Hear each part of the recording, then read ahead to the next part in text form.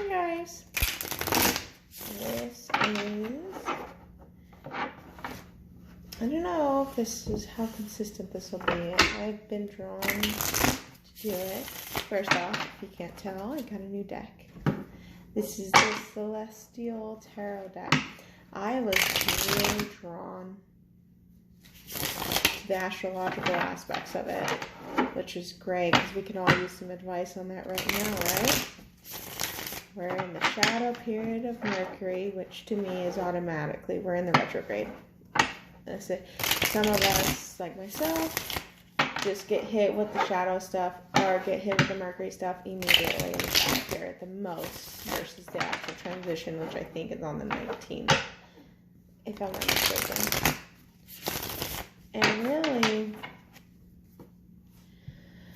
this, as you guys know, if you guys have watched dozens and dozens of tarots or you have a knowledge of astrological things, Mercury is communication. Mercury is also about coming in. I'm pretty sure it's Gemini too. So oddly enough, we're ending Gemini and beginning Cancer season.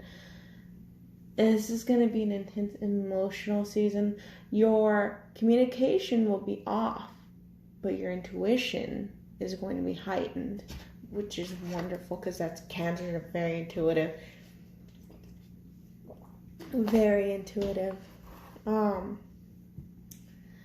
This is going to be a time where you're going to have to recalculate, refocus, readjust, rethink, overview, look, double check every line in a contract. Don't be looking at all this and just signing it willy-nilly, even if it's something small like a phone. You don't want to overstep these things. So be very cautious of this. People can come back. Not everybody gets a person coming back, like an ex or a family member or friendship. Not everybody gets that. But what people do get is a lot of people do get is old emotions coming back. Old jealousy, and that was 222 when I said that. Old frustration, heartache, things that had not been fully wrapped up and healed yet. And this doesn't just have to be with anybody. It can actually be with yourself when it comes to self-love. Maybe you're so self-critical and you, in a sense, mentally have abused yourself just because in the timeline you have been mentally abused and you may have not just known it, but being told you're never going to be better than this, you need to do this, you need to be programmed to just work or to just be married and have a family, or to just do things that they think was right for you, whether that's parents, grandparents, doesn't matter. But there's that type of programming that's pretty much mental manipulation, and that will come out, and that's something that you thought you cleared up or you were unaware of, and now it's being torn apart. You're just ripping these contracts apart. You're ripping these self-doubts and inner conflict. It could be Eight of Swords energy for a lot of people, which is mental entrapment that you've put yourself in. But it's something it's being torn down and being rebuilt into your beliefs and what you want to do, your passion, your drive, how you feel. And it's going to expose you in such a raw form, but beautiful, because then you get to restructure what you want to be and how you want to be, and your empowerment increases in this time. So your communication will be off. It could be miscommunication, causing arguments, being on the defensive. Be very cautious how you respond. This is where you need to think logically before you respond, and especially in Cancer season and going in retrograde with this could be a good chance where you come out overly emotional, which you just lash out at somebody, and that's very likely in this season. So be cautious. Think before you speak and think before you act. And when we do my healing sessions that I go to school for, we always ask our clients, what's your name? Where are you going? As to bring clarity and bring them back into their body, because you can get zoned out into an argument and forget who you are. So just be cautious of that. I recommend earthing, doing some grounding yoga, meditation of grounding, something that will solidify you into this world to know and stay in tune with who you are. Well, with that said, let's get this started. This isn't going to be a weekly reading. If you follow my group and Instagram, which I always link down below, you would already know the weekly reading was actually a spread and it was written down or typed down versus video. Mainly because I think I knew I was doing this video myself. This is going to be a romantic aspect. Labels are up to you. That's twin flame, soulmate, divine partner. It does not matter to me. But this is just going to be he said, she said. It's a spread I've had for a bit, and then I just for some reason was called to do it again, and it's very simple but very potent. So we're going to do that spread. All right, so let's go with he said. Actually, no, let's go with what she said. She said, and what I mean by she is divine feminine energy. You'd be a male with a divine feminine energy. Okay, these are not reversed, guys, sorry. Beautiful. You got the Star, and you got Prince of Swords.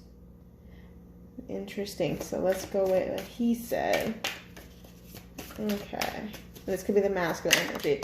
And he could also take this, if you're not really interested in the romantic part, of course, strength. If you're not interested in the romantic part, you can actually look at this as your masculine side. Okay, what he says, what you could be dealing with in the physical world, by the way, because masculines rule the physical plane. Queen of Cups, talk about turnover. This is something I've discussed with someone. Kind of new that rules have been switched here for divine feminine and masculine energies. But the Prince of the Swords on the bottom. And a union card, please. A union card. And what I mean by union card is the connection card. Thank you. Well, and it's interesting. Union card, 10 of Swords, 7 of Swords. Bottom of the deck is 4 of Cups. So talk about things that are coming out. So she said you have the Star and you have the Prince of Swords. Which he says you have the Queen of Cups, and then you have strength, connection, 7 of Swords, 10 of Swords. So this is actually going to all be about emotional balance, forgiveness, and healing. That is not done. And some of you are pissed off that I just said that right now. Sorry. And it was 8:09 when I said that. So for me personally, when I see 8989, and if you see it, license plates, whatever, see a number everywhere, but 8989 specifically for me, what I know is that it's a slow and fast energy. It's a stop and go energy, and it kind of is just, when it's stop and go, things can get a bit irritating, things can get impatient, things can get hostile. And so these are and that is the energy that's coming through with this. So if you do actually communicate with this person, it could be a hostile environment of back and forth arguments. I'm right, you're wrong. You did this, you need to do this. It's like and for some it's like a fight for alpha. It's like fight to be alpha. And for others who are not talking, who are like in separation, it's healing of a deceptive energy. Somebody who may have cheated, who may have talked behind your back, who may have done something without your discussion. And let's say if you're married and they did something without discussing it with you, and you consider it deceptive energy, especially if it was something big like take a second mortgage on the house is an example. And some of this deception is just small stuff that's just equating into this big unnecessary argument. So if you didn't wash the dishes is how small it can be, and it builds up into this huge argument. And that's where there's actually some inner work that needs to be done on the both ends. This, excuse my inappropriateness. And it's like both of you blowing smoke up your asses. That could be either person. And so that's the energy that's connective here. So if you're in separation and you're not necessarily talking to them, you could be healing a deceptive energy. Again, this is something that manipulation, abuse, and this can be with someone from your past. This can be family from your past. It doesn't even have to relate to the romantic aspect, but this is something that comes up. It's like this person triggers that in you, and that begins this healing, and it sends an unbalanced part of this in the, it sets off an imbalance, and this is for you to heal and gain knowledge in. And with the he said, she said, what she's referring to in the feminine, she's really getting into really wanting to outpour her wish into the physical world. She wants all her abundance into this physical world. I want all my money, all the perfect romance, my union, my this, my that, all in this world. But I'm missing something. It's like she's missing a piece to that puzzle. She knows she wishes, she knows what she wants, and she's doing everything she possibly can to get it into the physical world. As you see, she's pouring items onto earth. And so the interesting part of this is you're doing all the unnecessary things. And the law of attraction is you're the vibration of what you attract, meaning you can do all that work physically, or you want rituals and whatnot, but if you're in the frequency of 7 of Swords, 10 of Swords, 4 of Cups, a deceptive energy, a sad energy, a depressed energy, that's what you're going to receive. That's just point blank. Prince of Swords, so some of you could be really going back. You may have been clean for not going into the tarot readings as much. Now you're diving in deep. You're possibly looking into information on another person, about another relationship, so people with karmic relationships. There's also a chance that you could be just a bit hostile right now if this person were to come to you, because you have things that need healing that you're not finished with, and you can kind of see that. Swords tend to be fast and swift, so, and you see the people, you can actually see Gemini right there. You can see the two people holding on to each other, and it's just something that is not yet healed within you. In their case, they're actually going through, see, this is more mind and emotion, where theirs is now fire and emotion. So fire and water. So fire is actually something that is building up within their sacral and their solar plexus. This is something that's building up. They're building up those chakras. They're building strength, which they have to. Those are the masculine chakras, and they've been weakened because they've had the more karmic hand dealt to them. So they're building their strength and getting that up. Some of them are finding out some deceptive stuff, and it doesn't necessarily have to be you, but something that they've been tied to. Some of them may have slipped into old habits that they promised they wouldn't slip into, whether it was to you or to themselves they promised. Maybe they have eating disorders, maybe they're doing drugs, maybe they're drinking, maybe they're gambling, whatever resonates. But it's like they're looking at the snake, they're looking at the offering, and they're actually having the strength to stay in power and say no, which is beautiful. So that's what he's saying. And he knows that offer is terrible for him. He knows it won't do him any good because he's taken that offer before. Now he's sitting, and then at this point too, he's sitting back and he's taking a look at what has happened in his past relationships and with you. And it's just sort of emotional, deep cleansing he's going through, where he realized how unsatisfying he must have been to you, how disrespectful he must have been, and it's a sense of apology. It's like he wants to go through and do, but doesn't know how to really get out of this hermit mode that he's put himself in. Okay, let's see. Action for her.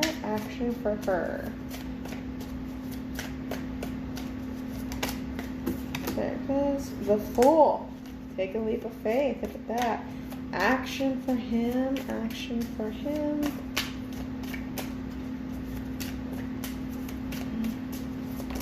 There we go. 9 of Wands. Bottom of the deck is 3 of Swords too. So talk about, again, there's healing that has to take place. I think that's been shown like 4 times. I said there's healing that needs to be taking place like 4 times. 4 of Swords. That's funny. That's going to be the connective. And I love the bottom. It's the Magician. We're going to take that. And so that's the beautiful part in the action, is that the manifested things that happen physically in this world and emotionally within yourselves and mentally are meant to, so you can heal this, so you can wrap this up. You thought you may have healed whatever this was, but you did not. And now, though, we're going to be in the final roundups of healing that and building yourself back up, because this is about self-empowerment, is what I'm feeling. A lot of it is self-empowerment. Being able to say no to crappy offers. Because I feel some of you just took offers just because, you know, they may not come back. So I better grab onto it while I can. And that could be the influence of other tarot readers with their overly optimistic, oh, your masculine's coming in. Sorry, guys. I will do a video, if guided to, and if requested, really, about why you have to be cautious of certain tarot readings and readers. And I'll have to explain this in test, because this is recently, and I've explained this before, and some people may have not heard it, but then I have people have come back and really put themselves in a lower frequency situation than they want to, and then I've had to help them assist themselves to get out of it. So, and that's what I don't want. I don't want people to stay in that low vibrational. I want them to be getting their wishes into the physical world. I don't want them stuck in the sword energy of just manipulation and hot-headedness. So there's healing is actually taking place, and it will take place for him. And it's this case of been a long healing process. So this is, again, this masculine energy has taken offers time and time and time and time again, and it's been snake all the time. Something's always bit him in the ass, and now it's like he's having the stamina to actually stand up and build away from this. And the thing is, though, this snake turns into a dragon. So what this is that the snake, though, turns into bigger. It bites back at this point. He bites back and says no. It's going to bite back and try to do something to him. But he's going to succeed. He has the stamina to actually build, to fight off whatever this addiction or bad mojo people around him. Okay? Your action is the Fool. Spiritual conquest. Spiritual quest. Taking a leap of faith.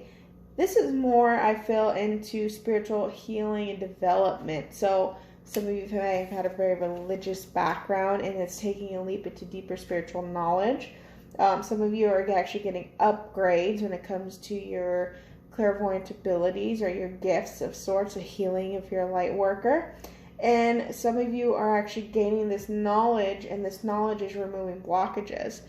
And then for some of you, it's to take a risk on things you're passionate about. Once this healing, as this healing goes through, is to take risk on your creative projects. Take risk on yourself, meaning take care of yourself. Do self-love and treatments. Take that little extra money that you earn, put it on your pedicures. Take that little money, extra money, go get a massage. Take care of you. Be adventurous with this money. Be adventurous with your creativity, with yourself. Okay, and you have the Magician on the bottom of the deck.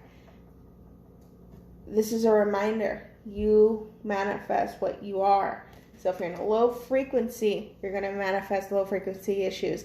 If you're in a high frequency, you're going to manifest high frequency wants. If your wish is high, if your wish is a high frequency, let's say I want to manifest a business that brings me a lot of income. Take the time, meditate, think what that feels like as if you already have it, and keep that vibration. If you feel that frequency, you'll get the measurement there, and that's where you need to be at to actually manifest it. If you don't, it tends to backfire on you. You need to be careful on what you think, because if you have fear still instilled in you, you need to get it out. All right, guys. I will talk to you guys later. Have a good day.